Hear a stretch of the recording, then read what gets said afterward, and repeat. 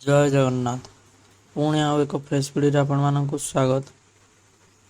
ଚାଲନ୍ତୁ ଜାଣିବା ଆଜି ଆମ୍ଭେ ଭୋଟର କାର୍ଡ଼ ସହିତ ମୋବାଇଲ ନମ୍ବରକୁ କେମିତି ସଂଯୋଗ କରିବେ କେବଳ 5 ମିନିଟରେ ତାହା ଜାଣିବା।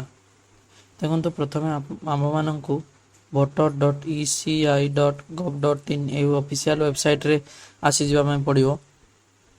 ତେଣୁ ତାପରେ ଏଠି ଆପଣଙ୍କର ସାଇନ୍ ଅପ୍ ଓ ଲଗ୍ଇନ୍ ଅପସନ୍ ଅଛି।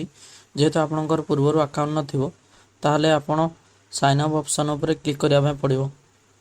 ଦେଖନ୍ତୁ, ଆପଣଙ୍କୁ ଏଇଠି ଦେଖନ୍ତୁ ସାଇନ୍ ଅପ୍ ଅପସନ୍ ଉପରେ କ୍ଲିକ୍ କଲା ପରେ ଆପଣଙ୍କୁ ଏପରି ଗୋଟେ ଲୋଡ଼ିଂ ଆସିବ। ଲୋଡ଼ିଂ ଆସିଲା ପରେ ଆପଣଙ୍କୁ ଏଭଳି ଇଣ୍ଟରଫେସ୍ ଆସିଯିବ।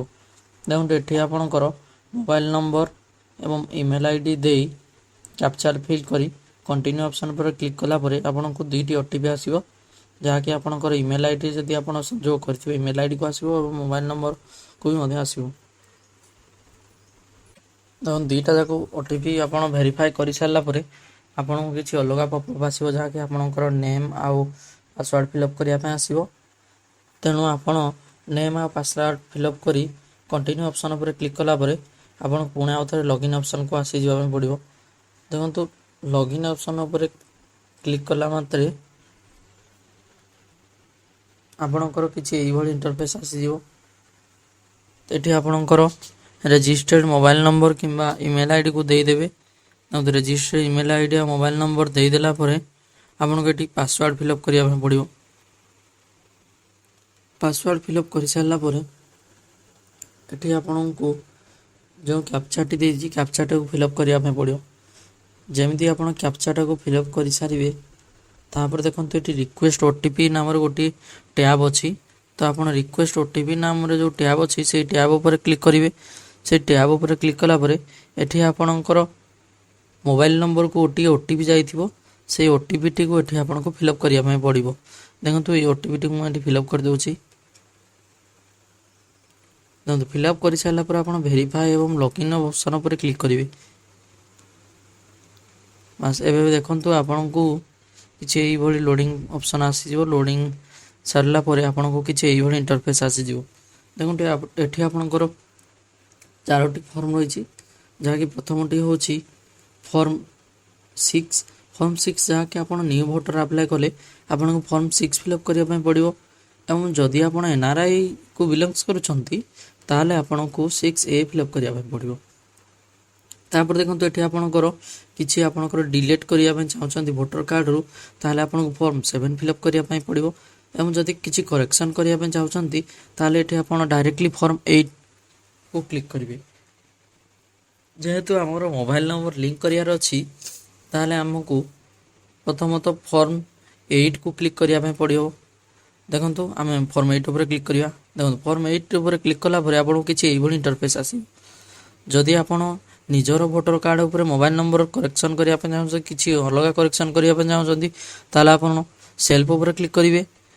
ଦେଖନ୍ତୁ, ସେଲ୍ଫ ଅପସନ୍ ଉପରେ କ୍ଲିକ୍ କଲା ପରେ କିଛି ଆପଣଙ୍କର ଏଇଭଳି ଇଣ୍ଟରଫେସ୍ ଆସିଯିବ। ଆପଣଙ୍କର ଷ୍ଟେଟ୍ ଏବଂ ଆପଣଙ୍କର ଆସେମ୍ବଲି ପୋର୍ଟ ନମ୍ବର, ଏଇଭଳି ପାର୍ଟ ନମ୍ବର, ସବୁ ସିରିଏଲ୍ ନମ୍ବର ଆପଣଙ୍କର ଆସିଯିବ। ସେଇଠି ଦେଖନ୍ତୁ ଆପଣଙ୍କର 4ଟି ଅପସନ୍ ଦେଖିବାକୁ ମିଳିବ। ପ୍ରଥମଟି ହେଉଛି ଆପଣଙ୍କର ସିଫ୍ଟିଂ ଅଫ୍ ରେସିଡେଣ୍ଟ, ଅର୍ଥାତ୍ କି ଆପଣଙ୍କର ରେସିଡେଣ୍ଟଟି ଚେଞ୍ଜ କରିବା ପାଇଁ ହେଲେ ଆପଣଙ୍କୁ ସିଫ୍ଟିଂ ଅଫ୍ ରେସିଡେଣ୍ଟ ଉପରେ କ୍ଲିକ୍ କରିବା ପାଇଁ ପଡ଼ିବ। ଦେଖନ୍ତୁ, ତାପରେ ଆପଣଙ୍କର correction of any other entity ଅଛି। ଆପଣଙ୍କର ଦେଖନ୍ତୁ ଏଇଠି ଏକ୍ଜିଷ୍ଟିଂ ଇଲେକ୍ଟୋରାଲ ରୋଲ୍ ଅଛି, ସେହି ଉପରେ କ୍ଲିକ୍ କଲେ ଆପଣଙ୍କର କରେକ୍ସନ୍ କରିବା ପାଇଁ ପଡ଼ିବ। ଏବଂ ଯଦି ଆପଣଙ୍କର ରିପ୍ଲେସମେଣ୍ଟ କରିବା ପାଇଁ ଚାହୁଁଛନ୍ତି ୱିଦାଉଟ୍ ଏନି କରେକ୍ସନ୍, ତାହେଲେ ଆପଣଙ୍କୁ 3 ନମ୍ବର ଅପସନ୍ ଉପରେ କ୍ଲିକ୍ କରିବା ପାଇଁ ପଡ଼ିବ। ଯଦି ଆପଣଙ୍କର ଡିଜାବିଲିଟି ମାର୍କ କରିବା ପାଇଁ ଅଛି, ତାହେଲେ ଆପଣ ଏଇ 4 ନମ୍ବର ଅପସନ୍ ଉପରେ କ୍ଲିକ୍ କରିବେ। ଦେଖନ୍ତୁ, ଆମର ତ ମୋବାଇଲ ନମ୍ବର ଲିଙ୍କ୍ କରିବାର ଅଛି, ତାହେଲେ ଆମେ ସେକେଣ୍ଡ ଅପସନ୍ ଉପରେ କ୍ଲିକ୍ କରି ଓକେ କରିବା। ଦେଖନ୍ତୁ, ସେକେଣ୍ଡ ଅପସନ୍ ଉପରେ କ୍ଲିକ୍ କରି ଓକେ କଲା ପରେ ଆପଣଙ୍କୁ କିଛି ଏଇଭଳି ଇଣ୍ଟରଫେସ୍ ଆସିଯିବ। ଆପଣଙ୍କର ଷ୍ଟେଟ୍, ଡିଷ୍ଟ୍ରିକ୍ଟ ଏବଂ ଆପଣଙ୍କର ଆସେମ୍ବଲି କନଷ୍ଟିଚ୍ୟୁଏନ୍ସି ଆପଣଙ୍କର ଆସିଯିବ। ତାପରେ ଦେଖନ୍ତୁ, ନେକ୍ସଟ ଅପସନ୍ ଉପରେ କ୍ଲିକ୍ କରିବା। ନେକ୍ସଟ ଅପସନ୍ ଉପରେ କ୍ଲିକ୍ କଲା ପରେ ପୁଣି ଆଉ ଥରେ ଆପଣଙ୍କୁ ନେକ୍ସଟ ଅପସନ୍ ଉପରେ କ୍ଲିକ୍ କରିବା ପାଇଁ ପଡ଼ିବ। ଦେଖନ୍ତୁ, ଏଠି ଆପଣଙ୍କର ଯାହା ବି ଚେଞ୍ଜ କରିବା ପାଇଁ ଚାହୁଁଛନ୍ତି, name, gender, date of birth, relationship type, relative name, address, mobile number, photo, जहाँ भी आप चेंज करने चाहते एकाथरक करेंगे। जदि आप डायरेक्ट मोबाइल नंबर चेंज करने चाहते ये खाली मोबाइल नंबर पर क्लिक करेंगे। देखो ये मोबाइल नंबर आपंकर देदेवे